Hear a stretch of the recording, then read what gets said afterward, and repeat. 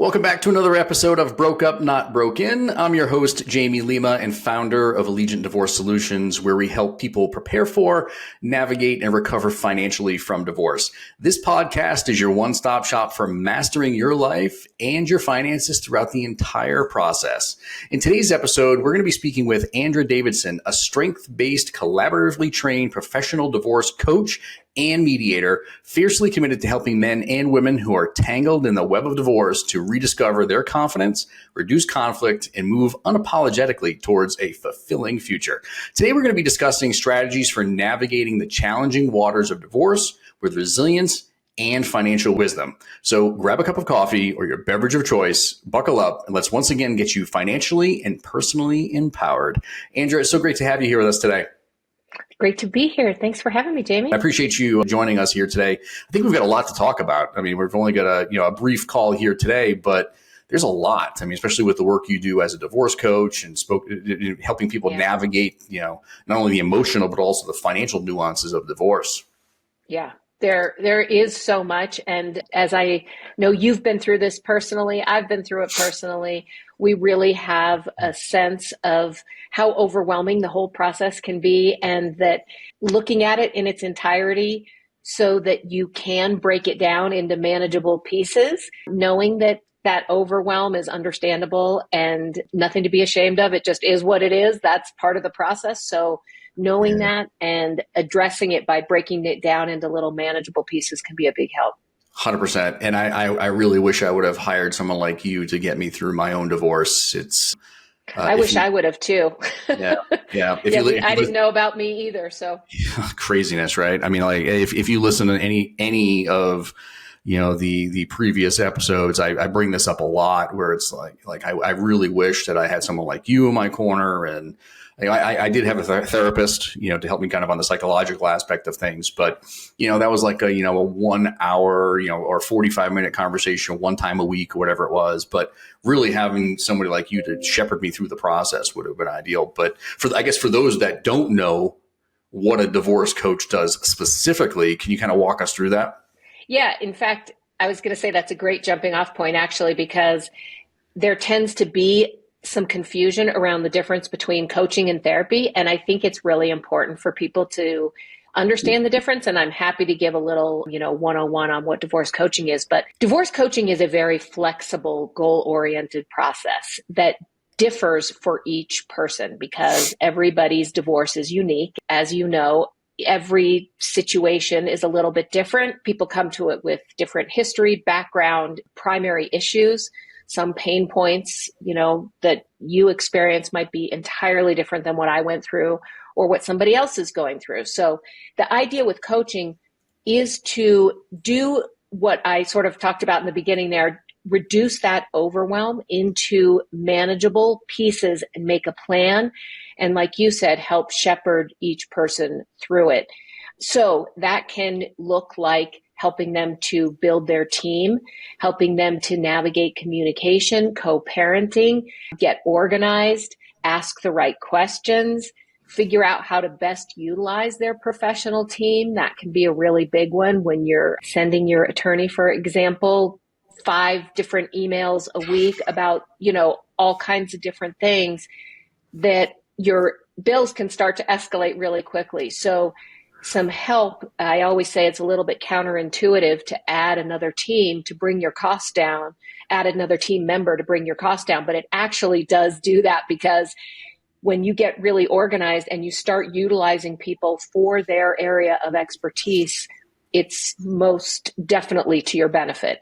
So that's a very broad definition of coaching. It's a very flexible, goal-oriented process that's specific to each person and can look different for each person. There is a big difference between coaching and therapy.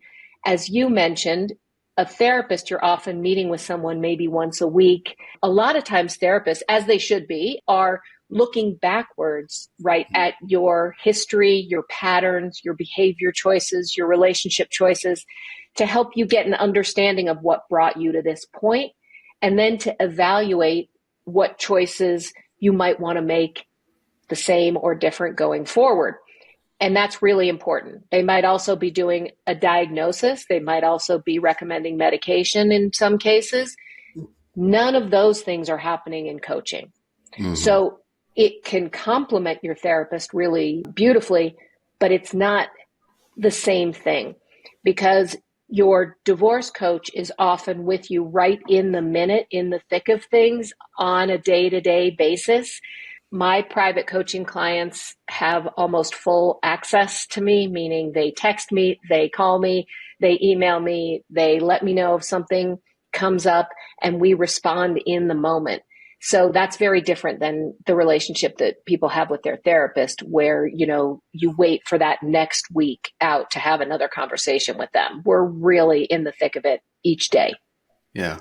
And you brought up a good point earlier where you said it sounds counterintuitive to add all these people to the mix, so to speak. But having walked this path myself, just like you, looking back, I know, had I had someone like you in my corner, and maybe even hired my own financial planner, even though I'm a certified financial planner and been doing this work for 20 years myself, having just a neutral third party, a second set of eyes on things would probably have saved me so much time and emotional turmoil and money and everything else in the long run. And it's hard to see your own challenges and issues the way you might see somebody else's. So I think that's probably really valid, that it's hard for you to have looked at your own things and separate yourself the way you might be able to do for another client. Incredibly challenging. And that's why I tell people all the time, like, that's where, creating team you is essential in divorce, and, having the therapist and having the divorce coach. And of course, many of us can't get through the divorce process without having the legal help. Thankfully, there are a lot of people. I'm a certified mediator as well, and we do a lot of mediation cases where we're helping people through the divorce process, and it's amicable and they're able to work it out themselves. But that's a very small fraction of the people that we work with. Most are, there is litigation going on, and they need help with on the legal side of things. And that's, it gets incredibly costly if you're going to have your attorney do all the work for you. It's the analogy I use all the time is we all have a family doctor we go to, right? We have the general practitioner that we go get our annual physical. And if we have a cough or a cold, we go see him or her, and, they triage us, they give us some medicine, and we move on. Right. But if we had cancer or some other tragic thing happening in our lives, health wise, the general practitioner is not going to be the one to do the open heart surgery on you, so to speak, right? You go to the specialist. Why? Because they're going to do it faster, more effective. There's a higher probability of a more favorable outcome. All these reasons, right? And so many people make the mistake that they use their attorney as that general practitioner, so to speak, in the divorce case. And that attorney doesn't know anything about finances half the time. Is certainly not going to help you on the emotional aspects of things. Right. And when the dust settles on the divorce, they're going to disappear. Whereas you and I are still going to be there to hold their hand into the next phase. Right. And that's a big part of our process, is to get people set up for that next phase so that they don't, cross that finish line and go, what now? Where do I start? What do I do? That's a big part of, in fact, that's some of the best part, right? Is helping people realize that there is this life after divorce, even though it doesn't feel like it when they're in the thick of it right now. Mm-hmm. But there is a life, and things can be better than they probably ever expected. As surprising as that is to hear for most people who are buried by the realities of the process at this time, having a coach to help you, or I should say a CDFA, financial support to help you see that, there is a horizon. Keep your chin up. There are going to be some good things that occur. That's partly what I see as my job, is to help people regain their strength, find their confidence again, remember that they're worthy of a fulfilling future. They deserve that. We can feel so depleted and so low during divorce, and our confidence is shot. We don't feel like we're ever going to be attractive to anybody again. How are we ever going to get out there? Why would anybody ever want to date me again. I feel so, bad about myself. Changing that and having somebody cheerlead for you a little bit, be your advocate, remind you that you really are worthy and have a lot of amazing attributes that other people will hopefully come to see as well, is something I love doing. That's a big part of what makes my job really fulfilling. When you're in the throes of it, though, how do you help, or like, what are some of the things that people can think about, and maybe even some actionable steps people can take to just maintain that level, like resilience, right? Resilience is a theme that we talk a lot about in the show with other professionals and myself. Like, but when you're in the throes of it, it's so hard to like some days just to get out of bed. Never mind start thinking about like, oh well, what do I want to do 2, 3, 5 years after the divorce is over? It's like I just want to get through today. Yeah, so true. Right. Today sometimes is just the only obstacle you can deal with, one thing at a time. So I have a lot of strategies that I use with clients to help them develop that resilience. So I love that question. The first thing is everybody needs a support system, right? Nobody should have to do this alone. And I know you say that a lot. You're not alone as you talk to your listeners. And I say the same thing. You shouldn't have to do this alone. People feel like that's a sign of weakness, that they need a support system, or, they should be tough enough to do this on their own. And I just completely disagree. And one of the things that I really advocate for with clients is to help them set up a very thoughtful and organized support system. So for example, I like to help people identify what are your needs right now during this time. So for example, if you have little kids at home, maybe what you really want is to have dinner at home every night. Or maybe what you really need is to get a workout in every morning, or that dinner is too overwhelming. So let's just take those couple examples. Setting up a support system strategically might mean aligning your asks with those priorities.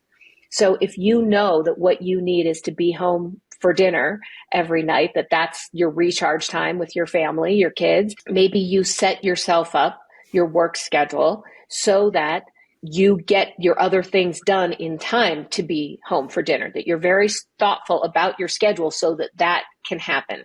Maybe when people ask, is there anything I can do for you? It's to bring dinner so that when you get home from a long day at work, it's not something you have to think about or do, but that you actually then just get to sit down and have that time with your kids. Or can you wake up, 30 minutes early, even if it is a walk around the block, but just that changes your perspective and gives you the ability to do something for yourself. Those alignments where you're figuring out what your priorities are and then setting up your support system to meet those needs can be really useful as a way to do that. The other thing that I really love to do is to help people create a divorce and a personal mission statement. So this is a little bit unique, I think, but we've all heard of personal mission statements. People have them a lot, and certainly in business, and companies have them, of course. But I really like to take that same idea and apply it to this time in your life. This is a really unique and limited and challenging time in your life. So what kind of values and goals and specifics can you put around it in order to guide you as you go through it? So what I mean by that is if you've come up with some of your goals are that you want to be a healthy co-parent. I'm going to use that because it's one that comes up a lot. I want to be a good co-parent. I want to minimize the impact of this on my kids. So how might you do that when push comes to shove, when you're making decisions, when you're actually faced with a difficult decision and that mission is in the back of your mind and you use it as a sounding board for yourself as you make decisions? It makes them a lot easier because it's much easier to evaluate, is this going to get me to my goals? Is this a reflection of the values that I've said are most important to me during this time? Is it going to help me to get where I want to be? The answer becomes much more readily available than if you were to evaluate each situation as it comes up. Because we're often so depleted that it's really hard to make the best possible decision over and over and over again. But when you have a clear mission statement that's guiding you through this process, it's so much easier. And I do have a workbook on my website that's free. Anybody can download it that has this template that you're welcome to use if it's of use to you. And it's got a couple examples in there of mission statements. So I encourage anyone who finds that that sort of speaks to them as a way to guide themselves through the process to take advantage of that. It can be really useful. And then that's going to help you make better financial decisions too. Exactly. It helps you make all of them, right? Because if you start to go through as part of your mission statement and figure out these big picture goals, you could apply those same kinds of things to what are my financial goals, right? Mm-hmm. And specifically, what do I need to come out of this okay? What do I want and what do I need? And I know, those are, could be very different things, right? So for everybody to have that conversation with themselves at the very least, and it's hard. You have to be honest with yourself. We all know no one wants to change their lifestyle, to go backwards financially, but divorce does create challenges that you're going to have to deal with that. You're going to take a 401k in most cases and divide it in two. It's not going to be what it was, right? Instead of one family, you're supporting your family becomes two families essentially. So how do you manage that? What do your financial and emotional strategies look like? Because it is an adjustment. Where do you anticipate the challenges in that adjustment, and how might you use some goal setting and a mission statement to help you get through that feeling like I'm being true to myself and true to the values that are important to me? Yeah. Well, so now that we've made this natural segue into the financial aspects of divorce, which is amazing. I have my own opinion on some of the most important financial considerations that people face, especially at the beginning stages of a divorce, right? You see this through a different lens. So from your perspective, what are some of the most important, let's say we're just starting this process and we now have a mission statement and I've been working with you for a little while.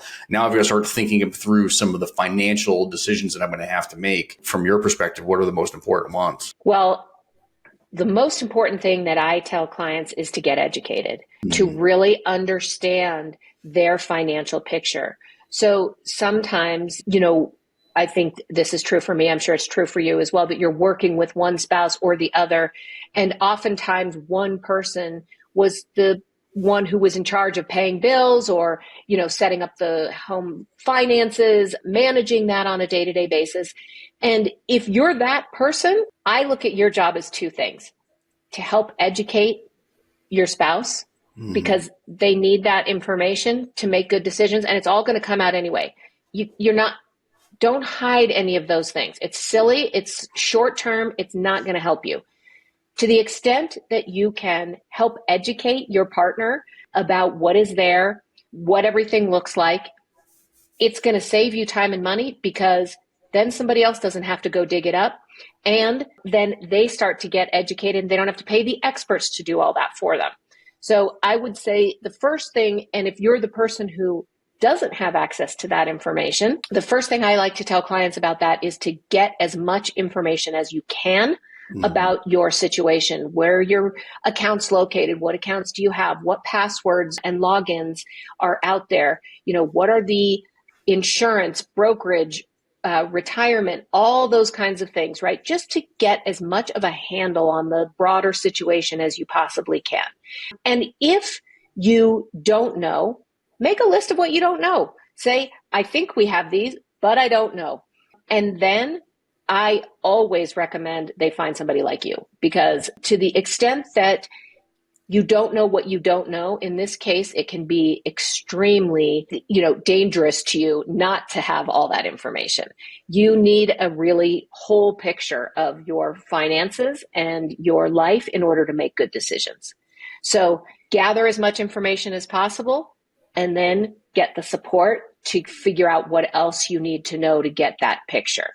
Be willing to ask for help and let that help into your life so that you can make good decisions.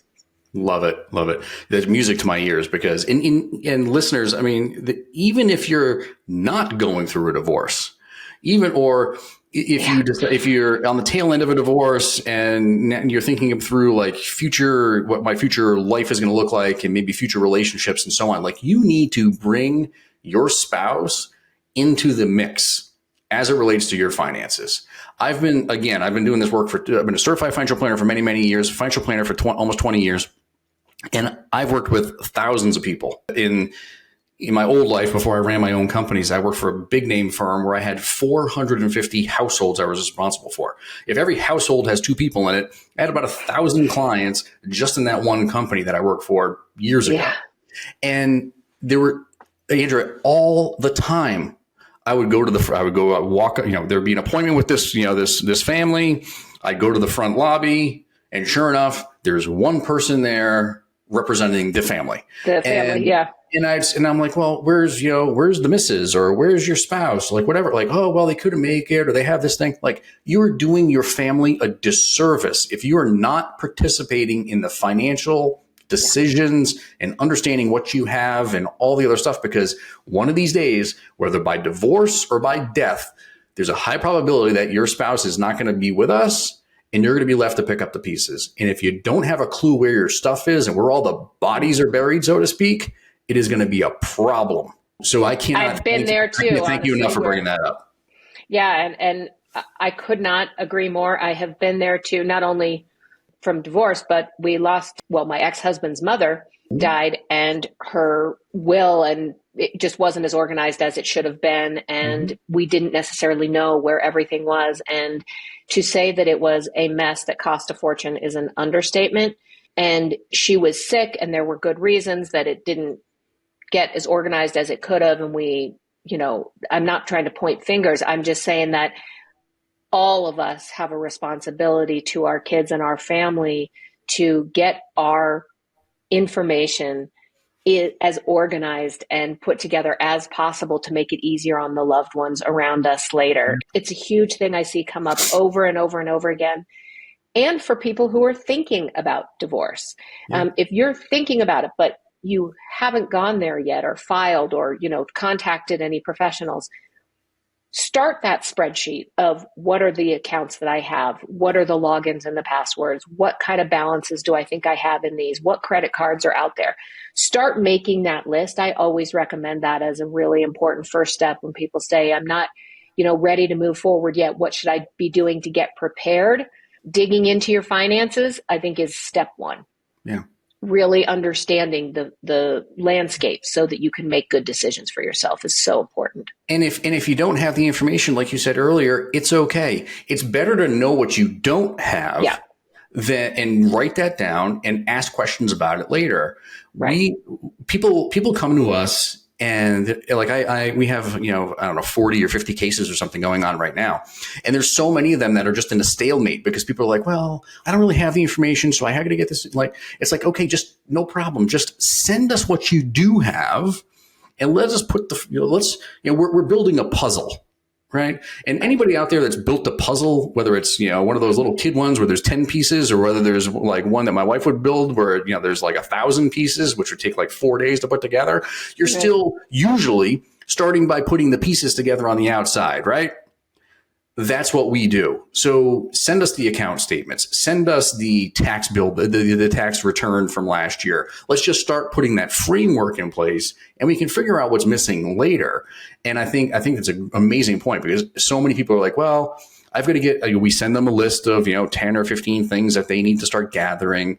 And they don't even start it's analysis by paralysis, or they're just like, okay, well, I'm going to wait till I have all this stuff, and that day may never come. So it's like, you just have to get started.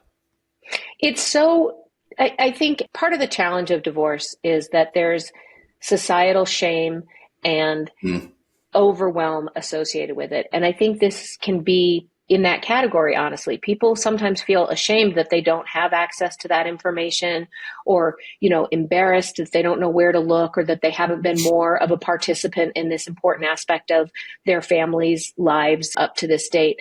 But I really would encourage anybody who's in that boat to be kind to themselves as you go through this process. You're not the first, you won't be the last. And there are amazing people out there like Jamie helping you to assemble that puzzle. And it's okay to say, this is as much as I have right now. Sometimes it's so overwhelming that we do get paralyzed. And that can be with different aspects. For a lot of people, it is the financial component of divorce. For others, it's the parenting plan or, figuring out how to sell their house, for example, if that's been something that's important in their lives. So whatever that trigger is for you, if it is the finances, and I say that because obviously that's your area of focus, and it so often is what is the trigger for people, try to just be kind to yourself and know that there's not judgment when you come to someone like Jamie. CDFAs see this all the time, and their job is to help you sort through the list and find that stuff. You can do it in small little bite-sized pieces. You don't have to do it all in one sitting either. Just to start somewhere will hopefully give you the confidence to know, okay, this isn't quite as bad as I thought it was, and I can find out these other pieces and I'll put it all together. It may not happen, in 3 days' time, but it could happen in, 3 weeks or 4 weeks' time. And that's fine. There usually isn't an emergency related to that. Like, there's a process and there's time built in to gather the key information. So you don't have to feel like it has to all happen in one setting. Yeah. But eventually it has to happen, right? Exactly. So right. You can only put it off for so long. So you're better off, taking little bites. I mean, I call divorce a shit sandwich. That's my description. And, I think part of my job is to make it a little more digestible for people as they go through it. And that's a great example of it. You can take little bites and that help you make progress. Or, in some cases, you might just need to sit down and take a big giant bite. But however you do it, you are going to have to get through it somehow. And that's why there are professionals available to help you, though. You don't have to do it alone. Yeah. Use your resources, right? That's the thing I go back to all the time. Use your resources, whatever they are, use your resources and lean on them as much as you possibly can. We're coming to the carte blanche segment of our conversation. Is there any message you want to get across, that maybe questions I haven't asked or anything, how people can get in touch with you, anything you want to share with our listeners that you think might be helpful? Sure. I developed a digital course to get emotional support also. So, I feel that it is just so important for people to get the emotional support that they need, because when you don't have the emotional support, it impacts all the rest of the process. So you're not going to be making as smart of business decisions as financial decisions if you're just so overwhelmed and paralyzed that you can't move forward. So I think the emotional support piece is a great starting place so that you can make the best financial and business decisions, parenting decisions for yourself as you go forward. But I also know that not everybody can access a private coach or wants to for whatever reason. So I did create a digital course to help people manage those emotions, and they can do it from home on their own time, super affordable. So that's something that I will put out there that's available to people. And if there's, one takeaway, I hope it's that your listeners will remember to be kind to themselves as they go through this. We can be our own worst critic as we're doing this, but be gentle with yourself. Give yourself grace. This is a really difficult life process, and you deserve a little bit of peace and support and kindness, the same way you would treat probably your best friend or your sibling, somebody that you really care about if they were going through it. Try to talk to yourself that same way, because it's not easy for anybody. And hopefully you can be kind to yourself as you go through it so that you set yourself up for the future you deserve. Yeah. And people can get access to the workbook and the worksheet that you mentioned earlier just through the website, right? Can you remind me again the website? Yes, it's betterthanbeforedivorce.com. Got it. Lots of free resources and stuff there. And I'm always happy to offer as many as I can to people. I feel like that's an important just starting place. And then you can pick and choose what works for you. Yeah. Well, I appreciate you sharing all that insight today. It's always good to have a good divorce coach on here. And I know a few of you, and it's been a great experience talking with folks like you and having these conversations. It's the work you're doing is amazing, and I'm super appreciative of it. Like I said, I should have hired same you. To you. I love teaming up with good professionals because we all complement each other in the areas and help people get through this whole big giant, challenge. Shit show. Shit show. Shit show. Divorce is a shit show for the most part. But thanks again for sharing all that with you today. Listeners, don't worry. We're going to put all the links to Andra's social media content and the link to the workbook and the website and everything else. That'll all be in the show notes for you to download and access once this show airs. For those of you that need any guidance on the financial complexities of divorce, don't hesitate to reach out to us at Allegiant Divorce Solutions. You can visit that website at allegiantds.com for more expert advice and additional free resources, as well as Andra's. Don't forget to subscribe to our podcast for more insightful conversations like this. And until next time, stay empowered and informed as you navigate this shit show of a journey.